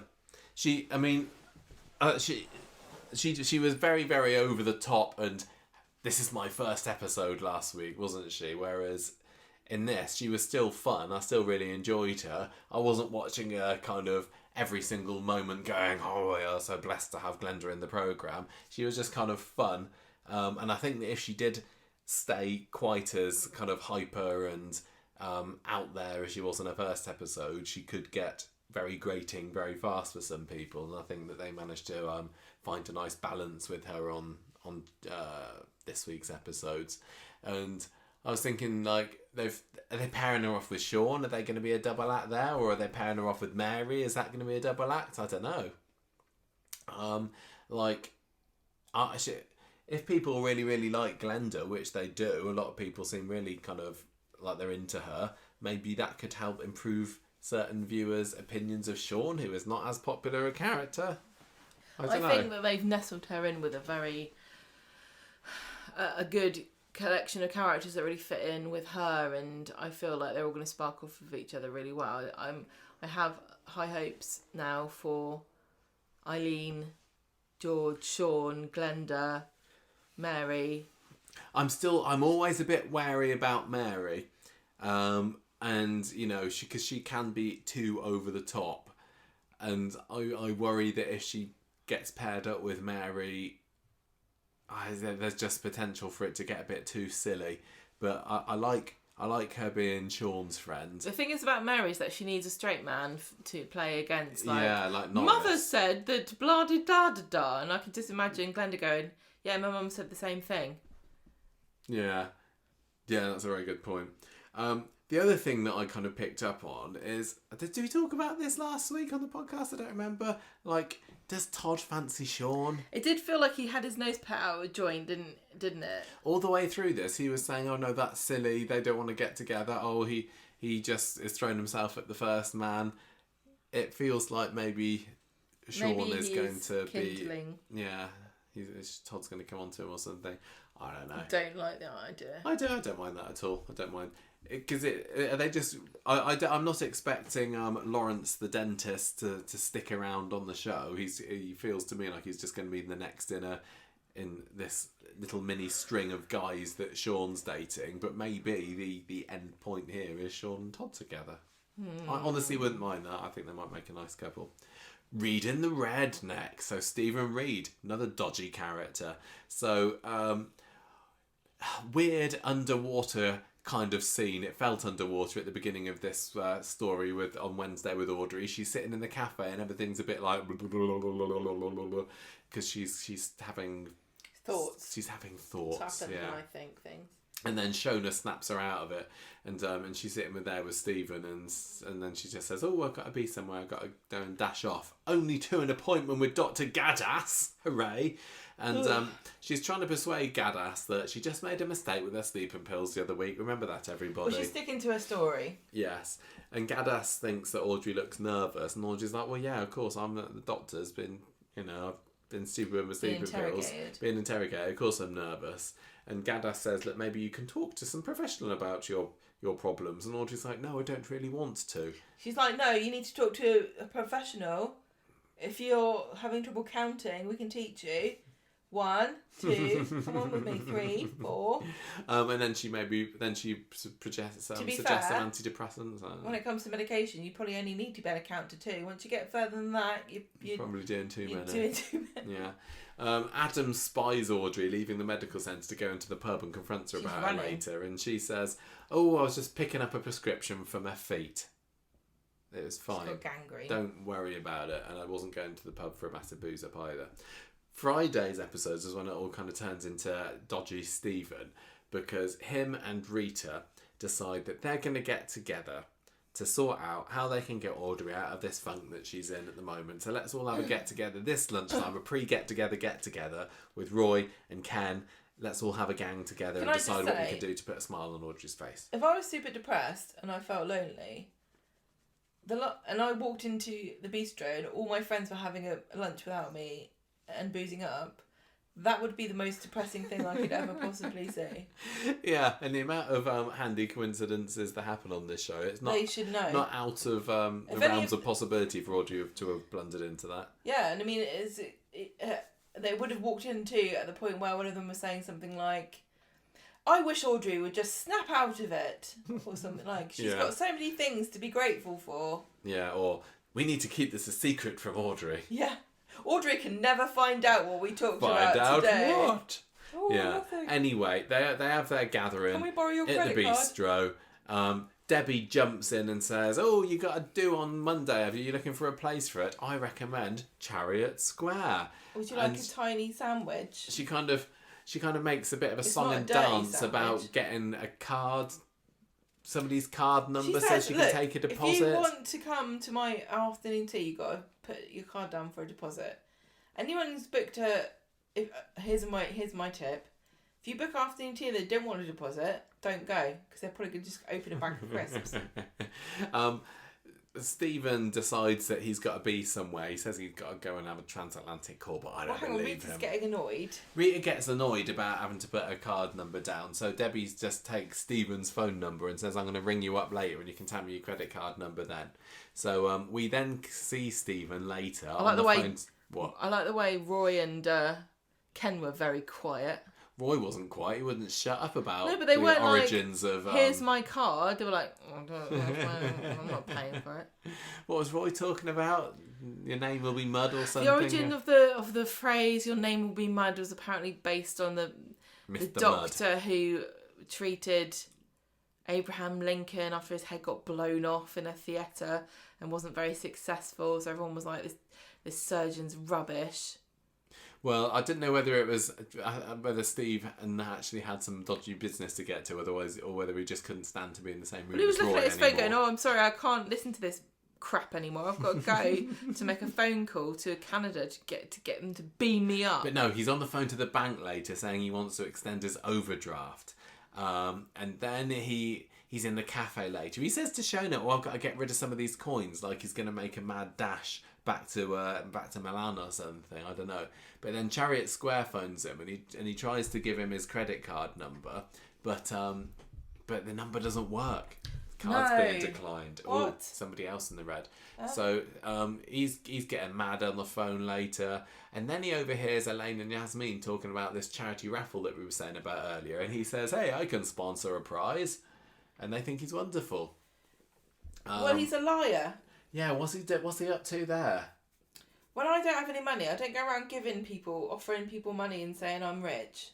It feels In like... fact, I go on and on about how poor I am, so people take pity on me and buy me sandwiches, and even if they're a bit dirty, I don't mind. It feels like he's just kind of getting his foot in the door in this charity thing, so he can just rob them blind. He's going to take the top prize, which is a blind date with Elaine. Yeah, probably.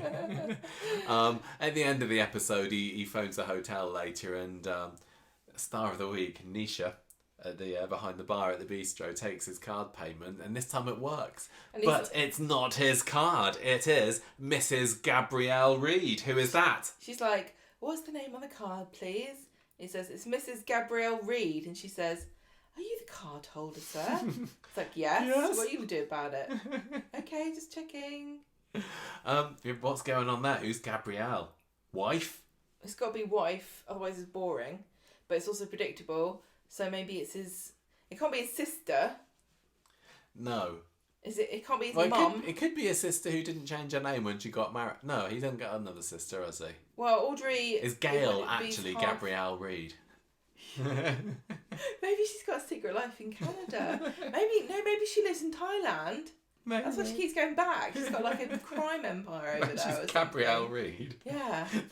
She gets off the plane and she's like wearing a silk scarf and sunglasses, and she gets to a limousine pulls up and she gets in, and inside's the King of Thailand. He's like, Miss Reed, you've come back. It can only be a secret wife, and we know what this family's like with their secret wives. Remember Nick and his Elsie? Yeah. Went off and got married to somebody. Well, maybe he's got secret children, and they're all really... maybe they need lots of ski boots. Mate, and hockey sticks.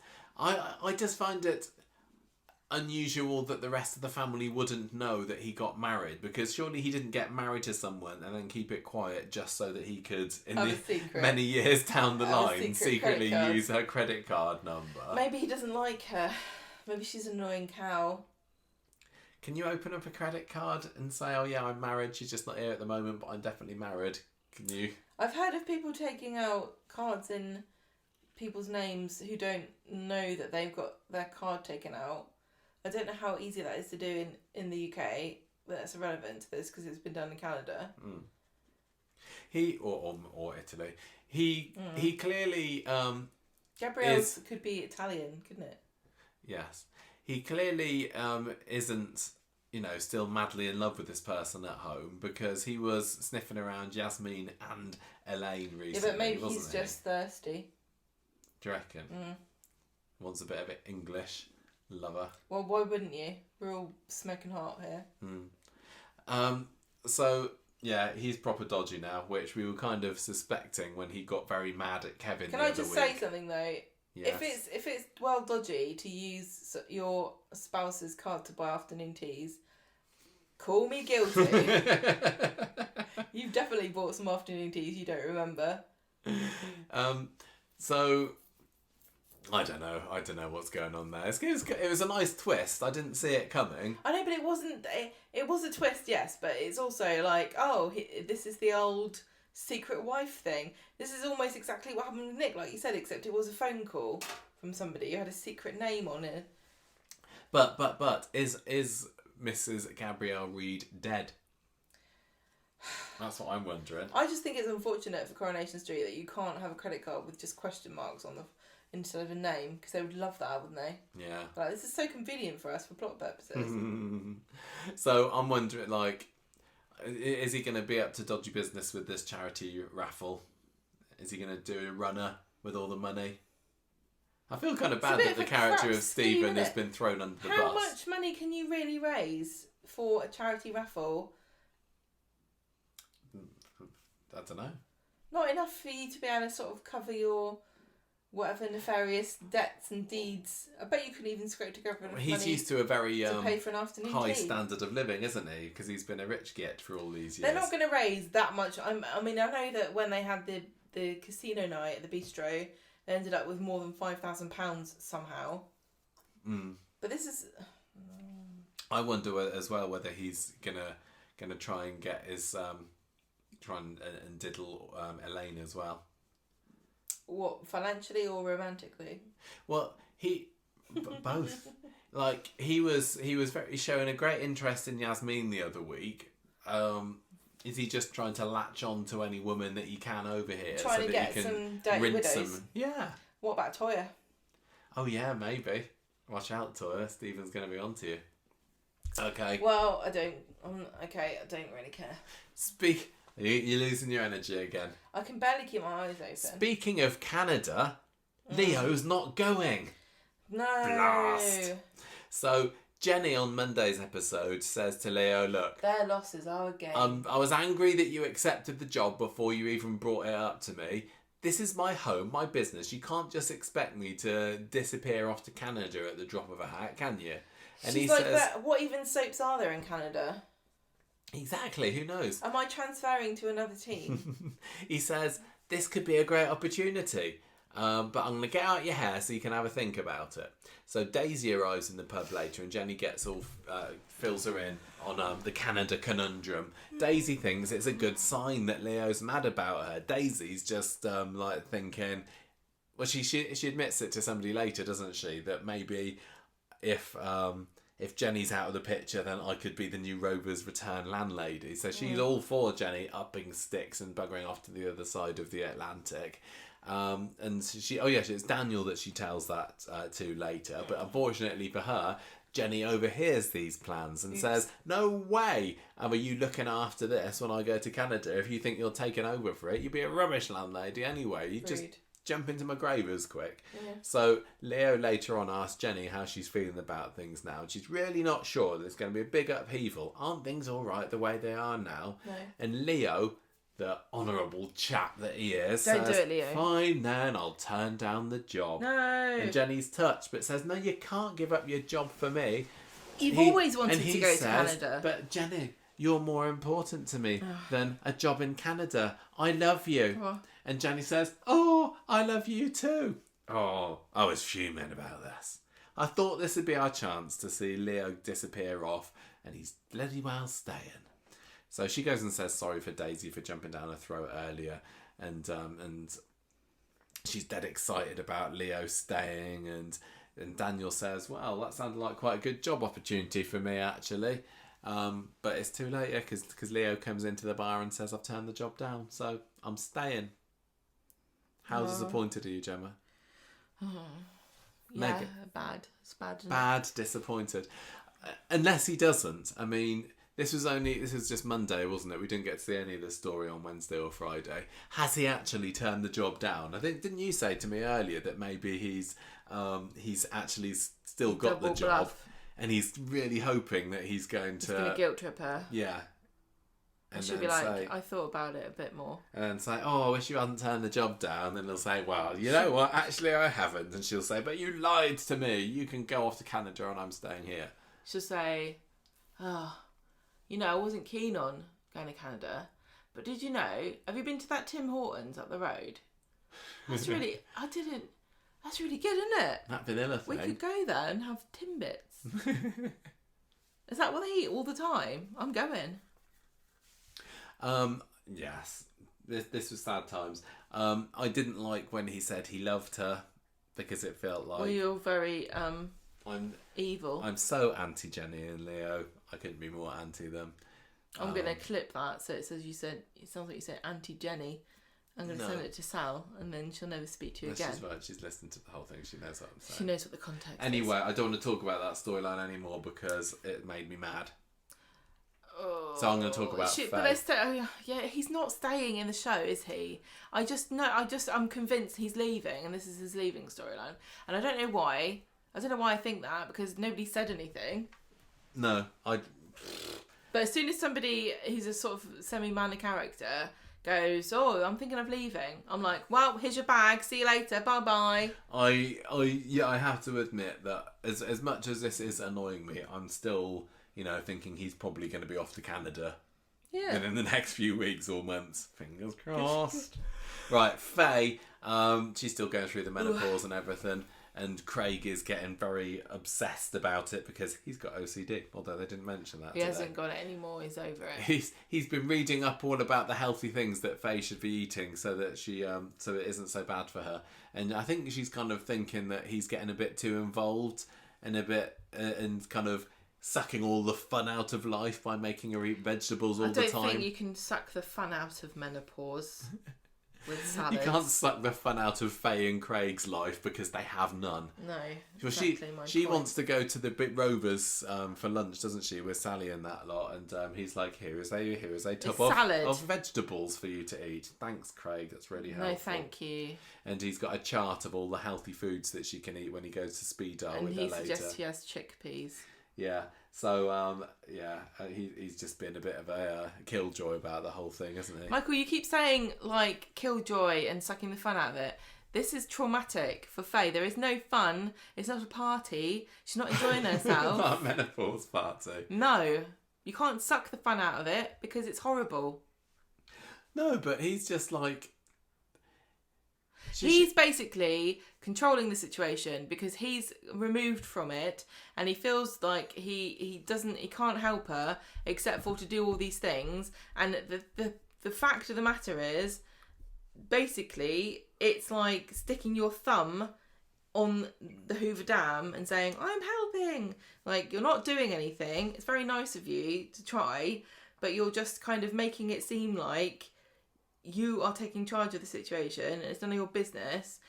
Maybe she doesn't want to eat bloody chickpeas. Maybe she wants to eat chips. Have a nice pie and chips. Maybe she wants to eat chips and have a hot flush. Yeah, so I'm not saying that he's trying to take all the fun out of it, but he's you denying her. You literally have said that. I know. He's denying her any kind of pleasure in her life at the moment. Well, yeah, exactly. And I mean, I don't know that much about it, but I do know that you can't just look at a food chart and go, well, I don't know what women have been complaining about for the last 2,000 years.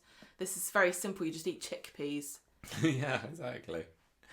Okay, that's it. We made it, Jen. We made it to the end of Street Tour this week. It's still 2 hour long. I don't know how we managed to keep going rabbiting on for that long. It was an okay week, wasn't it? It was fun. I enjoyed today's episode more than the others. There's some good characters this week that I enjoyed. I love Toyah, love Debbie, love Jenny. I love Spider. Don't make him too evil. Stu and Yasmeen, interesting. We finally got to the bottom of what is going on with Stu. But did we?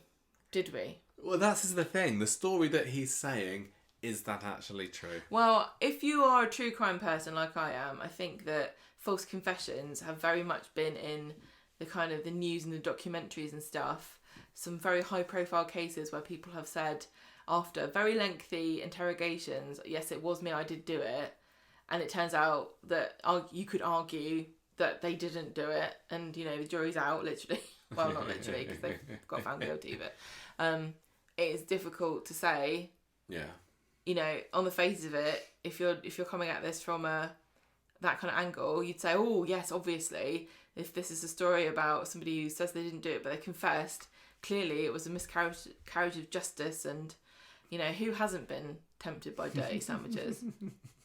It just feels like in a couple of weeks' time we'll find out something that he's been withholding about the whole thing. Like he didn't like her and she was annoying. Yeah, I think like that. Maybe she had a funny voice. Gemma? What are you scoring? Maybe she was like, Stu, don't do it. I don't understand why you're so mad at me. What are you scoring this week's Coronation Street out of 5? Stu, table 5 says they haven't had their bangers and mash yet. 5? Are you saying 5? What's your number? What's your score? 3. 3 what? Flossed Watsits. 3 floss Watsits out of 5. I am going to give this week's Coronation Street, I think I'm going to say 3 as well. Yeah. I think it was okay. I'm going to give it 3 broadly Christian spiders. I really like this. 5. It's like, where did that even come from? I know that Toyah said it at the. It was about his Christian name being Jeffrey, wasn't it? Yeah, it was like, okay. You make an assumption he's Christian, are you? Well, Christian. Exactly. So broadly Christian spiders as well. Somewhere Auntie Emily's watching and smiling and nodding. Exactly. Well, Auntie Em did get a mention today, didn't they? So she's still clearly alive and kicking. Otherwise, Spider maybe would have brought it up. Yeah. Is that who was on the phone to at the end of the episode? Our plan's working. I'm gonna ingratiate myself, and then I'll send for you, and we can both be back in the show again. Yeah. Do you have a character of the week this week? It can't be Toyah because she's too much of shagging about. Yeah, I think we'd really- be disrespecting I haven't Imran's said- memory if we voted Toyah as our character of the week. Also, that I really liked the scenes. Well, that's a good yawn. Sorry, between Abby and Toyah, where they were talking. I really liked those scenes. I thought Me they were too. very good. I enjoyed those scenes to watch them. I think I'm going to go for Debbie because she's so camp and stupid. I love her so much. I love her hearing she can't do any wrong. I know that this story was silly. There are a lot of silly storylines this week. Debbie's just desperately trying to get out of any of the fallout landing on her, isn't she, on there? She's just like, no, it wasn't me, but she's just a lot of fun. I think I might do the same. I might do, I was close to saying Spider, but then he turns out that he's up to no good. So yeah, I'm going to go for Debbie as my character of the week as well this week. Jolly good show, Debbie and Sue Devaney. Yep. And that's it.